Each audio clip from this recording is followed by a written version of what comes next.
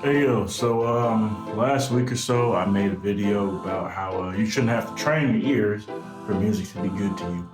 But on the flip side of that, I do understand that there are some artists that do grow on you. So here's a few artists that grew on me. First of all, you got Lil Uzi Vert. Now, I was a big rap purist back in like the 2010s and whatnot, so when the whole mumble rap era or the melodic rap era came along, I didn't like a lot of those rappers.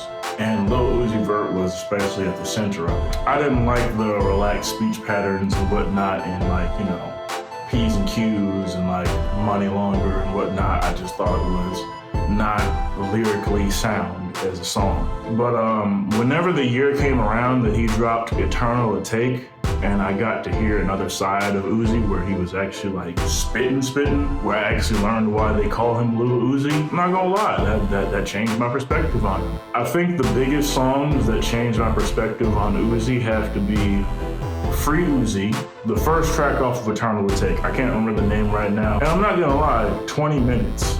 Second artist that had to grow on me, this one's a 50-50 because I already kind of liked this artist from initially hearing him, but I'm gonna have to say Earl Sweatshirt. I already liked Earl Sweatshirt because I was a Tyler, the Creator fan, and I really liked the track Whoa, which was the first Earl Sweatshirt track that I heard. What had to grow on me was his more unorthodox, less on beat, more sample-focused music.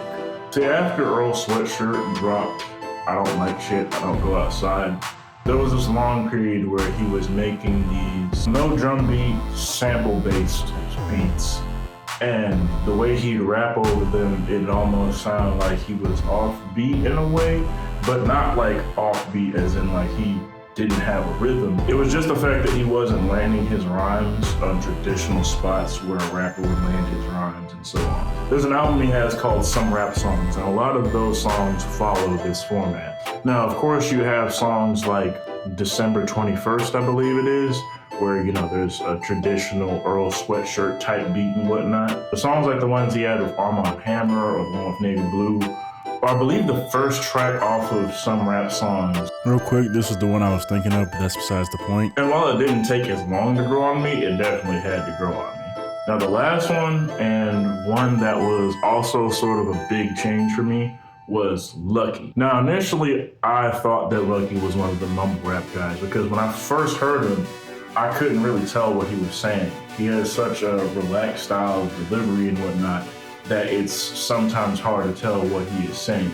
But he is spitting bars though. But for a while, I didn't really like him as much because I hadn't actually taken the time to sit down and listen to him. I think the first song that I heard from Lucky that I actually took the time to sit down and listen to was 2021 Vibes. And then I listened to Sunset and I really liked the beat on that one. So that one made it into my playlist almost immediately. But after a while, I started to appreciate more of Lucky's work and whatnot. I mean, I heard No Bad, I heard Faith, and especially that album that he's got that has Twin Flow on it.